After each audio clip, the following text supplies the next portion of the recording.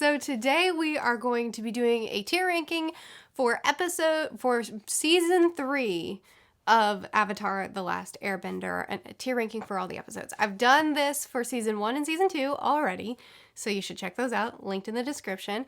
Now we're doing season 3. Finally, in the last one for season 2, I got so many comments saying that I skipped one episode. So, just to clarify, Netflix, for whatever reason, combined 2 episodes into one. And the episode that it looked like I skipped, I did talk about. I just talked about it along with another episode. And I know that Netflix did that for a couple of episodes in season 3 as well. I don't know how to separate them because this is the only format in which I've watched these.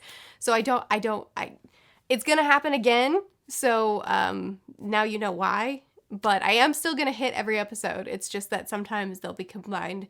2 episodes will be combined into one. Okay, you get it. Okay, so according to how both Netflix and Nickelodeon through Amazon, the way both of those platforms format this is 16 episodes. I know that they combine the final 3 episodes into 1 hour-and-a-half long episode, and that is how I watched it the first time. If anything else was combined, at least now you know why, or at least now you know whose fault it is. My tiers for this ranking are, I think, the same as I've done in the other ones. We have the perfect tier, the incredible tier, great, good, and eh. I have watched season 3 2 times now, maybe 3 times. Actually, I'm not sure. Either way, I love this season. Let's gush. Kicking off the tier list with episode 1 of season 3. This is an episode with a lot of recaps, a lot of reminders of what happened in the last season, as well as the Fire Nation is infiltrating the Earth Kingdom and showing that they are tyrannical and evil. Zuko is very angsty and conflicted. Aang is very angsty and conflicted. Aang needs to win his honor back. We have a lot of parallels between Aang and Zuko, which is always wonderful. Katara is also angsty and conflicted in regards to her dad. What an incredible scene between them. I love the depth of emotions that this show constantly explores. Aang goes off to redeem his honor on his own, meets back up with his friends after some spirit pep talk, and that's the first episode. It was a good first episode, good intro into what the season will be.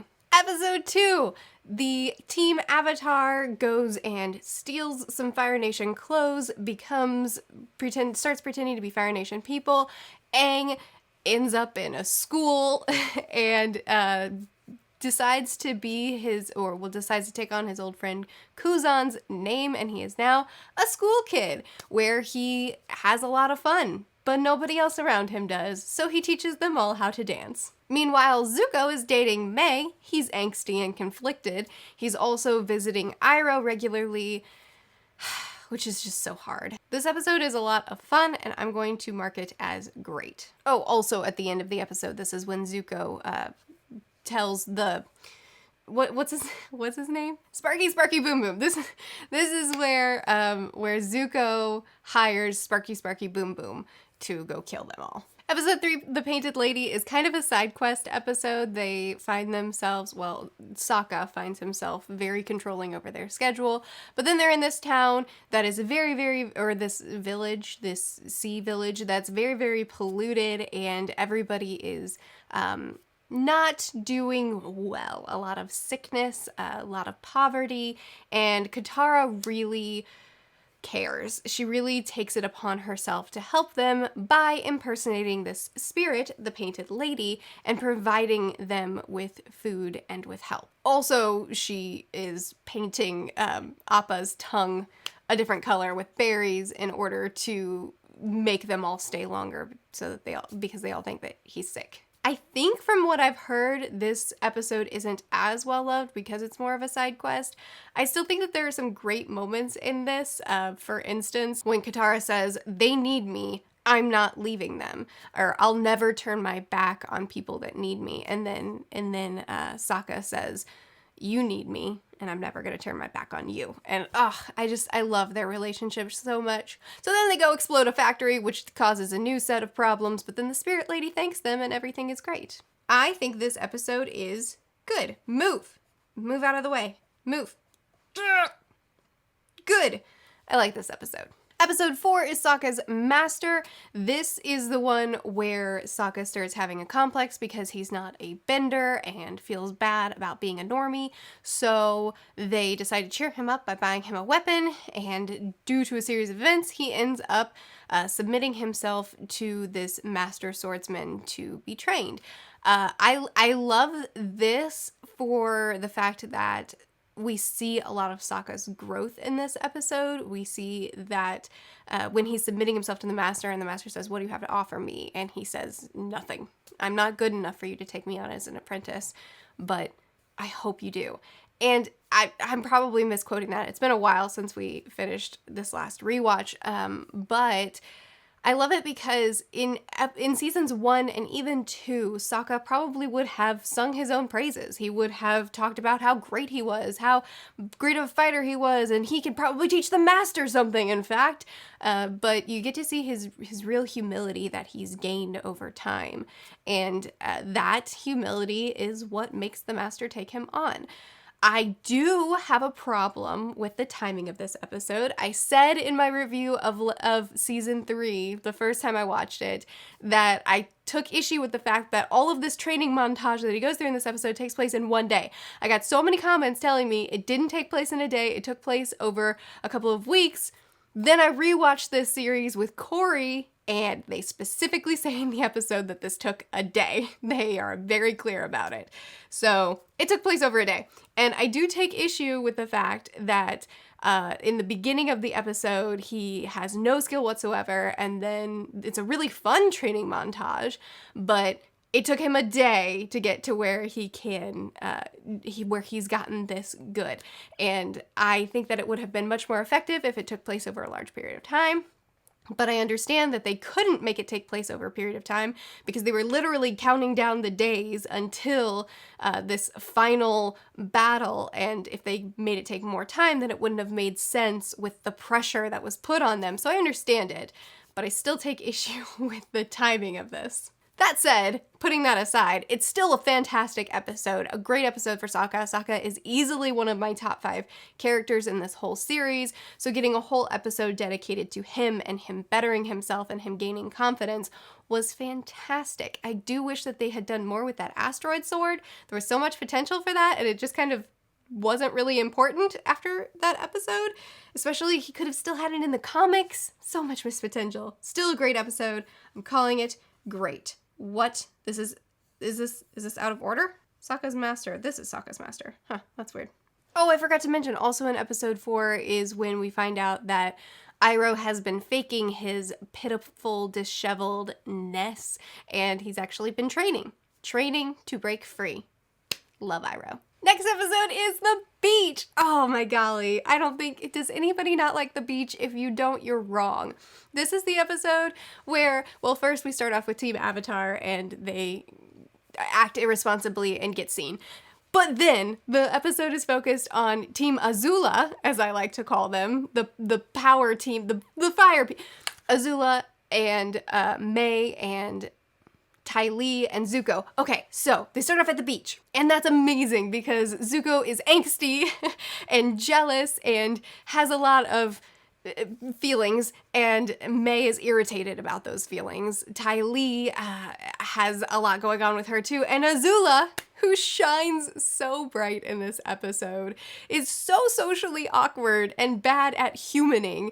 And then they get invited to a party, and at the party, she's even worse. One of her most iconic lines is at this party when she wants to be a power couple and wants to rule the world with him, and she chases him off. And oh yeah, and then the volleyball scene, she also has an amazing line. This is such a great Azula episode. And then they have that little heart-to-heart around the campfire at the end of the episode, which The first time I watched it, I was like, ooh, this feels a little bit forced, but by the end I was like, no, it's perfect. It's exactly what I want from every single one of these characters. We get a lot of depth from them. We get to see them, how bad they all are in social interactions beyond just the four of them.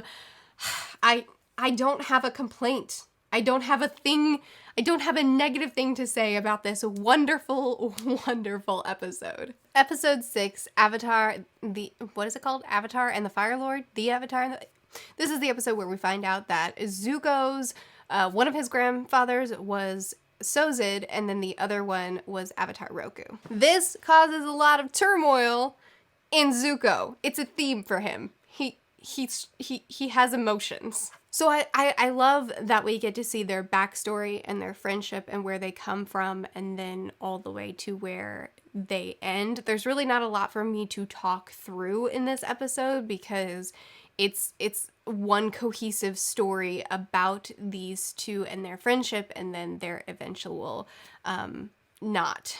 And it's really sad, but it's a phenomenal episode with a lot of really, really cool revelations and adds so much depth to Avatar Roku as well, which I loved. I think I would call this one incredible. It's not one of my all-time favorites of the season, but I love watching it every time. Episode 7, The Runaway. This is the episode where Toph and Katara have conflict, which is kind of a recurring theme. Toph finds a way to make some quick money through deception. Katara doesn't like it.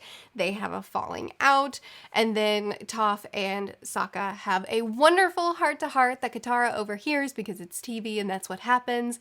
And then Toph is ready to move forward, but Katara overcorrects and decides, let's do crime together! And that gets them into trouble. But then Katara comes up with a really clever, creative way to use her water bending to circumvent the boundaries that she has, which I love about this show, that they are constantly expanding the limits of this magic while keeping within the limits of the magic. It's beautiful. Oh, and then Sparky Boom Boom Man finds them. But first, let's rate this. I say it is a great episode. Oh, no, I'll put it there. Episode 8, The Puppet Master. They're in a town where people are being captured and taken, I think under a mountain, if I'm remembering correctly. Katara and gang meets up with this waterbender old lady from, isn't she from their tribe? Maybe? Katara learns a lot about waterbending from her. It is a kind of manipulative form of waterbending where she's taking resources from their surroundings in order to give her more bending ability. It's subtle, but I mean, it's obvious what's happening, but the escalation is subtle. We eventually get to the point where we learn that she's the one that's been, that she's the one that's been controlling people and taking them away. She and Katara have a face-off. Katara is able to bloodbend. I don't love Katara's escalation in her powers in this episode or in the finale of season 1, but that's okay. Katara learns to bloodbend. She ends up controlling the person who taught her how to bloodbend or who showed her how to bloodbend. And she's conflicted because in order to stop this person, she has to use this form of magic that she considers horrifying. Oh, these are out of order again. This one's the Puppet Master. I think this episode is great. I know that'll be an unpopular opinion. I know that people get real upset when my rankings don't fit in with what the majority think. I know that that's more of a loved episode than I think it is. I still think it's great, but it's not one of my all-time favorites. Okay, so Nightmares and Daydreams is the next episode, and I'm just gonna breeze right past it because it's absolutely it's my least favorite episode in the entire series, not just this season. It's the one where Aang has a bunch of nightmares and dreams because he's really anxious about this final face-off that he has to get to. I get what they were trying to do. I have heard that a lot of the animation style and the choices they made were kind of like a tribute and an homage to classic anime, which I think is super cool. But I think that what they were trying to do with this episode, show that Aang is anxious and nervous, could have been done in a couple of scenes. It did not need a whole episode. I don't care for dream sequences anyway, and an entire episode of, I'm scared, I'm not wearing pants, oh no, over and over and over again, just didn't do it for me. The Day of the Black Sun. I'm pretty sure this is 2 episodes that they combined into 1 episode, so forgive me if that's the case. Anyway, this is the episode where Saka tells his dad to gather a bunch of troops from all over the world, a bunch of people that they've met along in their journey. They do. A bunch of amazing people come together, which is just wonderful. Saka has been training to be a leader. These 3 seasons, he has wanted more than anything to be a good leader. And when it comes time for him to give a speech and to rally forces and to lead them all, he flubs it. He messes up. He's not very articulate. His dad ends up having to take over, and he feels terrible about not being the kind of leader that he thought he was always supposed to be. Such a good scene. Especially because of the payoff that comes. We have great battle sequences where everybody is trying to infiltrate in order to get Aang and crew to the Fire Lord during the eclipse so that they can, kill him. The battles are great, and then once they get to where they're going, Azula is there waiting for them. Instead, she uses her mind games and manipulates and tricks them into wasting time, and then they find that he wasn't there anyway. So they wasted their chance. They had 1 shot. They had 1 chance, and it's gone now. We also get a phenomenal face-off between Zuko and the Fire Lord, Ozai, during the eclipse, where Zuko finally confronts him and says, all my life, I've been working to impress you. I should not have had to try this hard. I'm your son. You should love me. To which Ozai is a heartless monster. It's a wonderful episode for Zuko. It's a great speech from Zuko. This is the moment where he finally draws the line in the sand himself. He's not being led by, he's always been led by Iroh, but he's not doing things for other people. He's finally made this decision on his own, and he officially is defecting for him.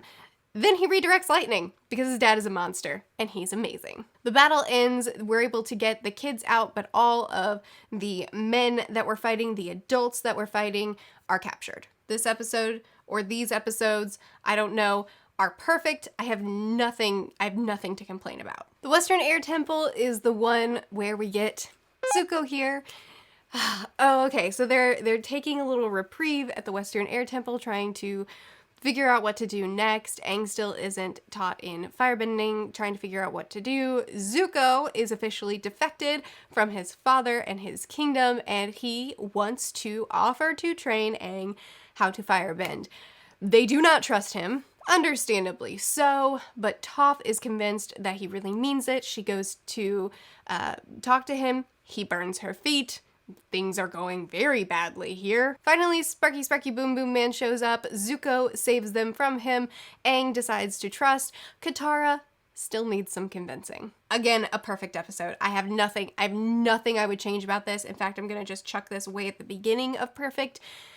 I love this episode so much. The Firebending Masters! Zuko is now a part of Team Avatar. He cannot access his firebending abilities. Shucks. There's a lot of reasons why. They end up having a dance, which is one of my favorite scenes, and then they get access to this firebending community that are in touch with the origins of firebending. They have to be tested by carrying their flame up to meet the Firebending Masters. The Firebending Masters are dragons! It turns out Iroh didn't slay the last dragons. Yes, it turns out that was a lie. He protected them and lied and said he killed them because he's freaking Iroh. This is a great episode for Zuko and Aang and their their friendship. This is a great episode for learning more depth into what firebending is, and it's not an inherently angry, aggressive, evil thing, but in fact, firebending has been changed over time, and the way to have full power as a firebender is through something else that I've forgotten. This episode is perfect. We're gonna put it even. Ooh, wait. No. Yes. Oh no! What should we do with this? It will be here? No, here. No, here. Oh no. Now we've gotten to the problem. We've gotten to the point where the episodes are too perfect, and I don't know what to do. Here. Let's just move on. The Boiling Rock, another side quest, but probably the best one of the best side quests we have. Saka is conflicted because his dad is captured, and that's a shucks deal. Zuko says, okay, so let's do something about it. And so they do. They take a blimp thingy to this volcanic area, this prison where his dad is maybe being held prisoner. He doesn't even know. So they go there and they impersonate prison guards so that they can try to find his dad, but instead they find Suki, one of my favorite characters. Suki and Saka reunite. It's wonderful. Unfortunately, Zuko and Mei also reunite. It's a little bit less wonderful for them. There is a ton of ridiculous hilarity in this episode that I laughed my way through. Wonderful episode. Saka, once again, is the idea man, comes up with a brilliant idea for escape, which they then abandon because there's the sliver of a chance that his dad might be coming in the next shipment. He is. Woohoo. They get out with his dad. There's some great foreshadowing that happens in this episode that has amazing payoff with the prison warden saying, I would rather be boiled alive. I'd rather throw myself into the pit, into the lava before I'll let a prisoner escape. And then he wants them to throw him in the lava so that none of them can escape in the gondola. Azula and Ty Lee show up and they try to kill everybody, but there's a great face-off that happens, and then Mei comes in, and Mei ruins everything for Azula, and she faces off against her and says, you miscalculated. I don't remember how she says it. My love for Zuko is stronger than my fear of you. Ty Lee ends up betraying her too, which starts the whole unraveling with Azula. So many good episodes. I don't know how to rank them anymore. Where does this one go? I think it goes here or here. Or here. Oh no. Here. I'm very overwhelmed right now. The Southern Raiders, you all know this episode. The Southern Raiders, they start off with some we get separated again, and Azula and Zuko face off again, and then Katara is super angsty. Zuko decides to help Katara this time, and they go on another side quest, and this time they go to hunt down her mother's killer so that she can kill him too. Aang is positive that destruction will not heal you from destruction, but Zuko is pretty sure Aang is wrong, and Katara is too angry to really care. She goes. They go to different places to try to hunt it down. In the meantime, we get the backstory of Katara. We find out no wonder she's been so angsty this whole time. Oh my goodness. She blames herself for her mother's death. Duh! They finally find her mother's killer. She practices bloodbending on him. Wait, she does bloodbending on the other guy. Probably on him too. I'm a little bit fuzzy on those details. She's gone so far into her anger and her rage that she's becoming someone she doesn't like. And then when she gets to it, when it's time, when it's like, all right, time to kill, she can't do it. She won't do it. She chooses not to do it. She chooses not to become the person that she has spent her whole life hating. And honestly, you guys, when I watched this episode for the first time, Corey hadn't seen Avatar yet, and I told him the whole plot of the entire episode when it was over while I was sobbing. When this episode ended, I cried for sobbed for at least 30 minutes straight, trying to articulate how meaningful this episode was. I can't believe a kid's cartoon produced by Nickelodeon went went here as far as how brutally real they were and how intensely they explored these emotions. I don't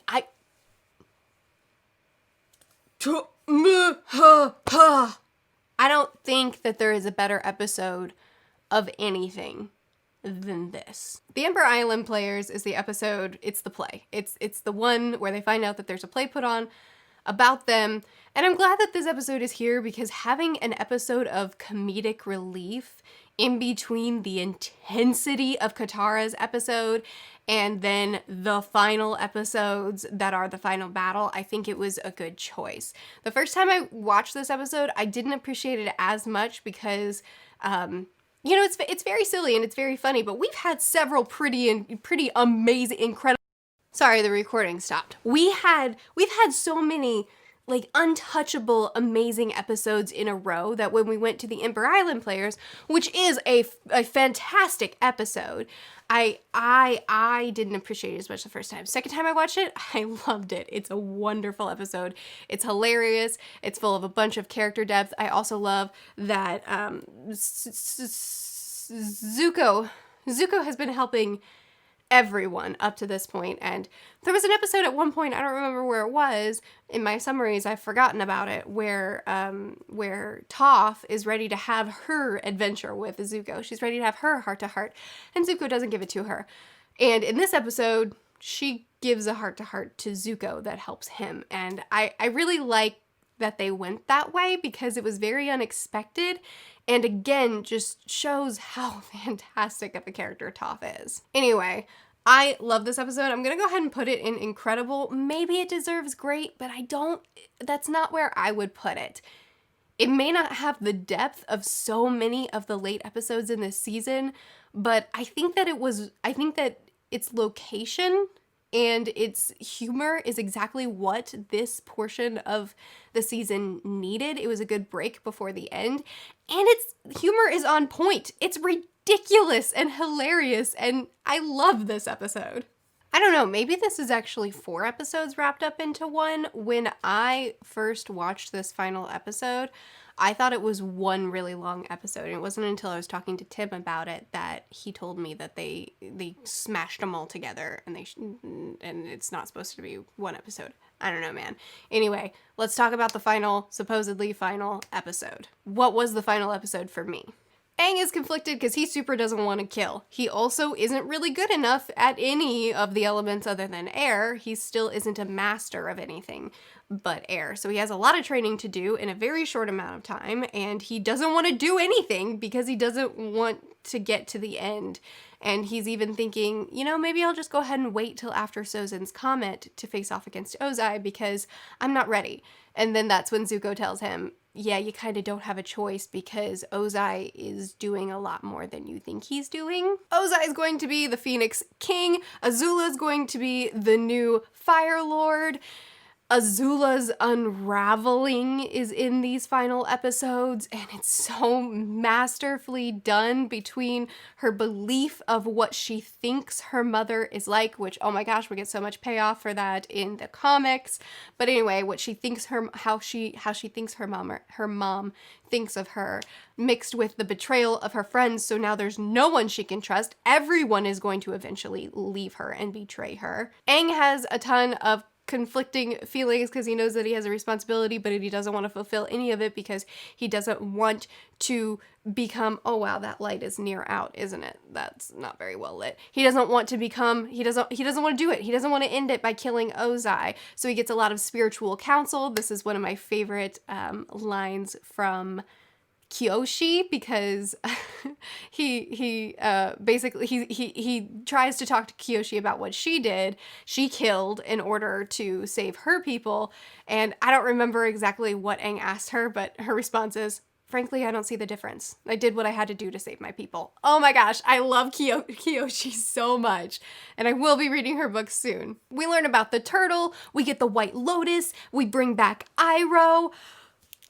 so many good things. Then we get the face-off between Zuko and Azula, and that battle between the two siblings was probably the most epic battle in the entire friggin' show. And then we get the face-off between Aang and Ozai, and that's phenomenal too, because we get to see Aang using all 4 elements at once, and Ozai is ridiculously powerful. And then you have the final, which a lot of people, I am told, don't love so much because Aang doesn't end up killing Ozai. He ends up taking his powers from him and then imprisoning him.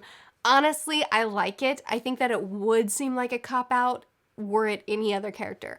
But for Aang, I think that it was the perfect ending for him. Anyway, the final episodes are also perfect. At the end of the perfect spectrum, but a wonderful season finale, show finale. This show is so good. Anyway, there you go. We have finally finished our Avatar tier ranking episodes, videos. I enjoyed doing them a whole lot. I would love to hear how you would rank them, what you would change around, what you would move. I know I had a couple of opinions in here that might get some feathers ruffled, but for the most part, I think we can all agree that Avatar: The Last Airbender is the best ever. Insert comments of people saying, no, actually, I don't think it's the best. Well, I do. Anyway, there you go. That's my ranking for the final episodes of Avatar: The Last Airbender, Season 3. I'd love to chat with you more about it in the comments. I post videos every Sunday, Tuesday, Thursday, and Saturday. I'll see you guys again soon. Bye.